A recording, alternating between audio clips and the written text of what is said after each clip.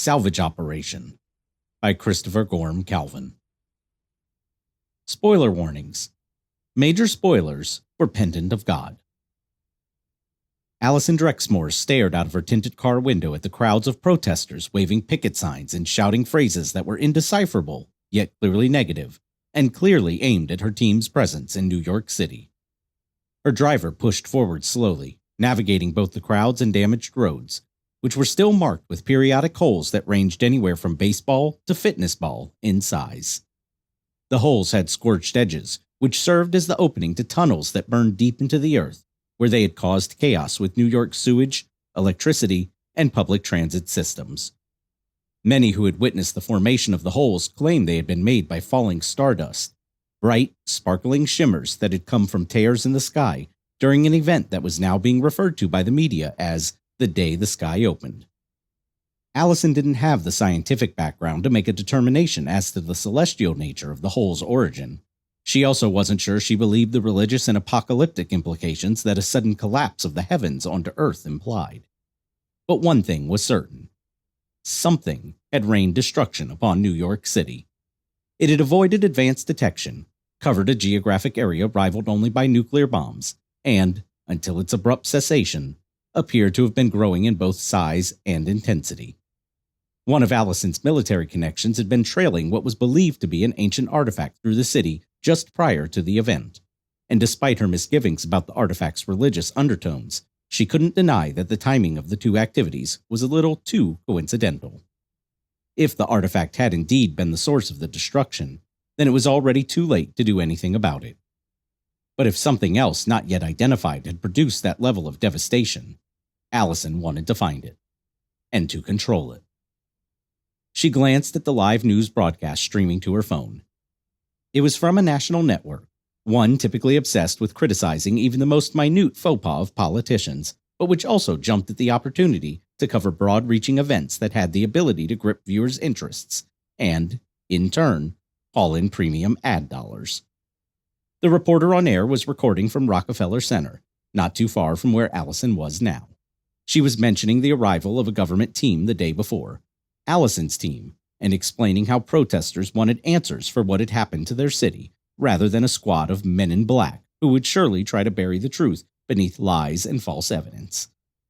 B-roll footage of signs with derogatory depictions of government agents and red text that reinforced the idea that they were unwelcome flashed across the screen as the reporter continued in voiceover. At the bottom of the screen, a banner that read, "Congress to call on famous novelist Gabriel Dunn to testify," caught Allison's eye. "Ma'am," her driver said, "we're nearing ground zero." Already? Allison had been briefed about the wide fallout radius from the explosion that had incinerated the top 20 floors of Cannes Tower. But words did reality an injustice, for she hadn't expected to encounter that fallout over 4 blocks away from her destination. Sure enough, however, yellow police tape and orange safety cones blocked the road ahead for vehicles and pedestrians alike. They extended as far as the eye could see, and New York didn't have a police force large enough to perpetually man the entire perimeter while also attending to their regular duties. That made the tape and safety cones less of an obstacle that couldn't be bypassed, and more of one that was bypass at your own risk. Allison's driver pulled as close as he could before killing the engine. The rest of Allison's trip would be on foot. She didn't mind walking, but she hated the public exposure she would get at the start of her journey. Protesters were pushing closer to her door before she even had a chance to open it. A pair of patrolmen who'd been informed of her arrival and anticipated path through the city were at the ready to hold them back. Allison stepped out of her car, the angry chants and harsh accusations of local citizens filling her ears. She didn't acknowledge them, and instead headed straight for the nearest section of police tape, which she lifted slightly as she ducked underneath it. Her driver accompanied her on the walk, which soon grew quiet, the rumble of protesters fading into an ignorable background hum. Cannes Tower, or what was left of it anyway, was visible a few blocks ahead. The streets leading to it were desolate. Pavement and buildings alike were scarred by the same scorch holes Allison had seen during her ride. Chunks of concrete and twisted metal, bent rebar rods, and a fine dust that made Allison regret not wearing a mask still littered the area. Most of the destruction had already been tagged by city inspectors, who had used a simple color coding scheme: green for structurally sound, yellow for attention needed, and red to designate ready for removal. It was those red tag items Allison had created a bureaucratic impediment to collecting and disposing in the local dump. She wanted nothing removed from the area until her team, which cared more about the nature of each piece of debris rather than their physical integrity, conducted its own inspection. The quietness subsided as Allison reached the intersection where Can's tower stood. Several of her subordinates were scouting the area, which was more dense with debris, using fancy instruments and recording devices. Allison didn't know what each of their tools did, nor did she care to learn, but she looked forward to the report they would ultimately produce, which would summarize her team's findings in a language she could understand and use to make further decisions. A helicopter appeared overhead, the thumping of its blades echoing down the corridor of deserted concrete buildings. Allison could see a cameraman leading out of the helicopter, his lens pointed directly at her. "I thought we had the skies designated as a no-fly zone," she said to a team member who awaited her outside the entrance to Can's tower. "We did," he replied. "But the press doesn't care, and resources are stretched too thin to stop them. NYPD will chase them off in a few minutes." The team member opened the front door to Can's tower and ushered Allison and her driver inside. Allison noted multiple yellow tags hanging from the top edge of the doorframe. The explosion that had occurred 83 floors up had obviously done enough damage to the building's core structure to warrant further attention. Allison entered what had once been the ground floor lobby, but was now just a dark and empty entryway to what would soon become a demolition zone. "The loss of the building's upper floors has made a mess of its electrical system," the greeting team member explained. "We're slowly isolating broken circuits and rerouting power to undamaged areas. Lights are working on about half of the remaining floors. We've also rigged one of the elevator shafts with a manual lift system that can take us as high as the 40th floor. Any higher still requires the stairs, which we've cleared of large debris." "What about cooling and refrigeration?" Allison asked. "I imagine at least some of the research in here required temperature control for stability." "We've got air conditioning on floors 3 through 13 and 26 through 40, but it's primarily for our own comfort. Any temperature-sensitive projects were lost before our arrival." Damn, Allison thought. That meant any cutting-edge biological research Can's International had been working on would be unusable. Her team would need to focus on replication instead of retrieval. "Secure all computers, servers, and hard drives from any area where temperature-sensitive research was being conducted. Make it a priority." "Yes, ma'am." He guided her to an elevator shaft with doors locked in the open position. He then radioed another team member on a higher floor, then stood back as a nearby generator hummed to life. Pulleys squealed within the elevator shaft, and nearly 2 minutes later, a wooden lift panel with a crossbar gate lowered into view. The lift panel settled with a puff of dust. Then the greeting team member pushed the crossbar up. "It's not fast, but it beats trekking up 40 flights of stairs." Allison instructed her driver to wait for her at ground level. She then joined her greeting team member on the wooden lift and stood back as he radioed orders to get it moving once more.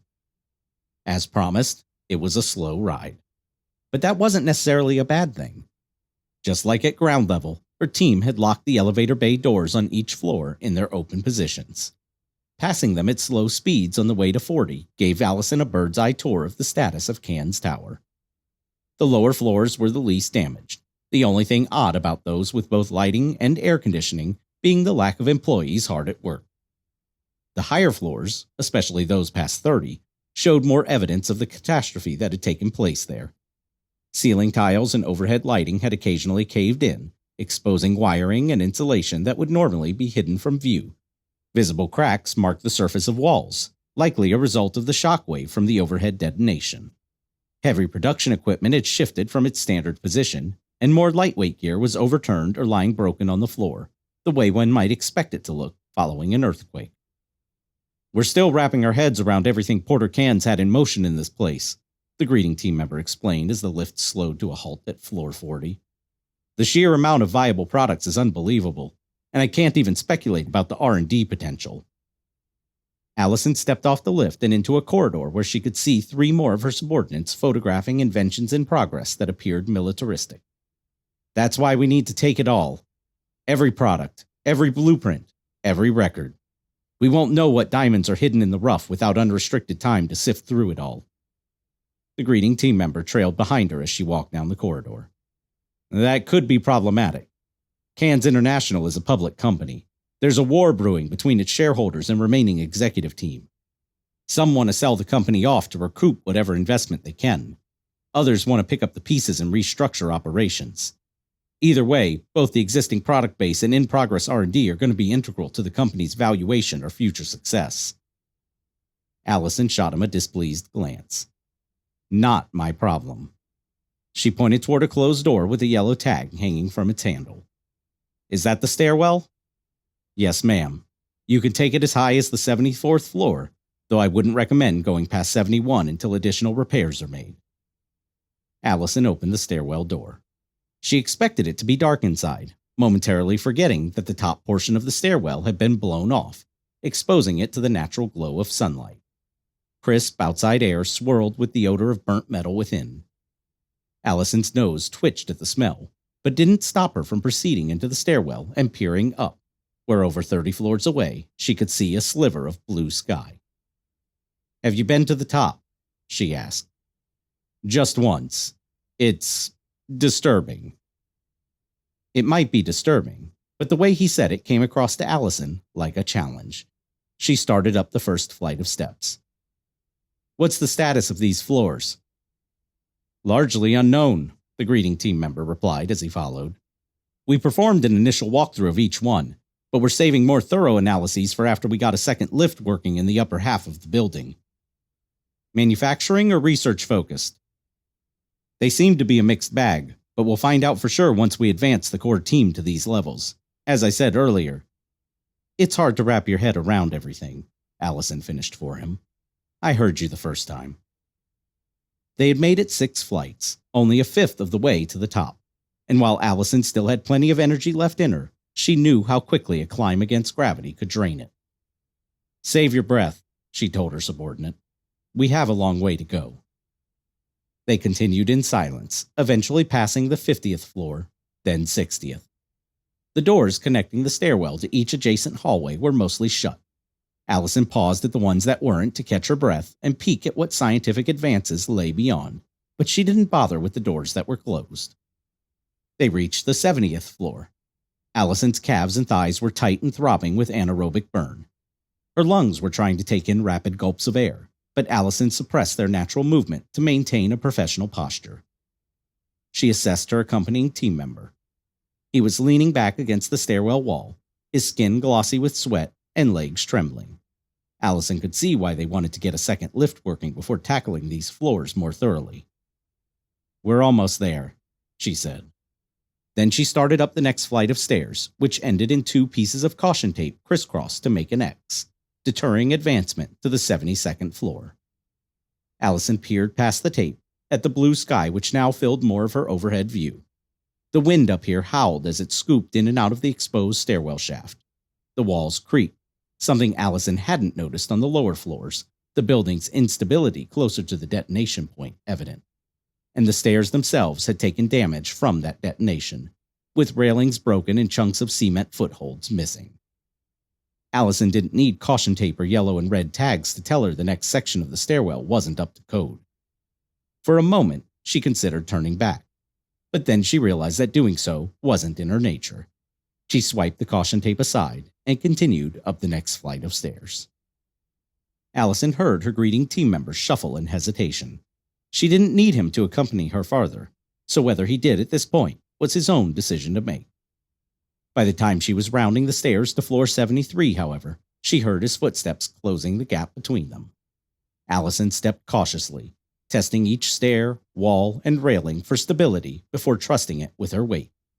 She passed the 73rd floor landing, which, aside from being brighter and more heavily damaged, appeared similar to every other landing she had passed on this climb. But then she reached the 74th floor, if it could even be called that anymore, and what she saw took her breath away. The 74th floor landing was barely a ledge, its concrete broken off well before reaching the area where the stairs would have continued, had the stairs actually been there. The walls were barely chest high, ending in jagged ridges where the blast of Porter Can's bomb had torn Can's tower apart. The partial door to the 74th floor hallway was melted onto itself, permitting Allison to step over it to reach a slightly bigger platform that was surrounded by open sky hovering over the marred ceiling of the next floor down.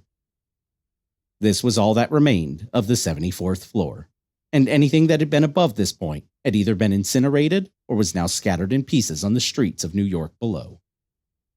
"So," the greeting team member asked as he rejoined Allison, "was my description accurate?" "Yes," Allison replied dryly. "Disturbing, devastating, unbelievable.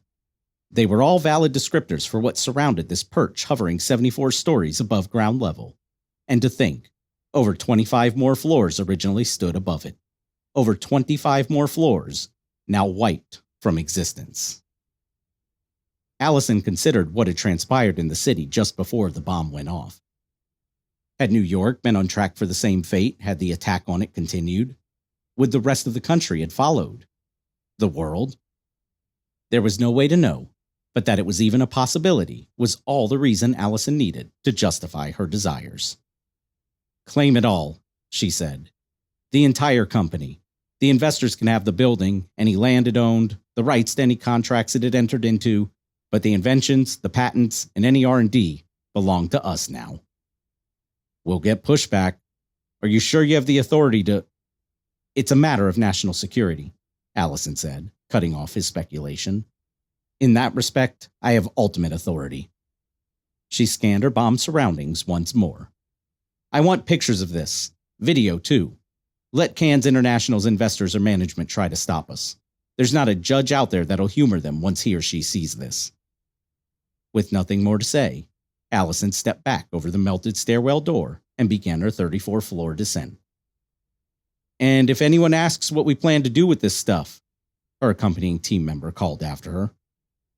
Allison paused, then gave him an uncertain shrug. "Make something up. As for what we'll really do, I suppose that depends on what we find."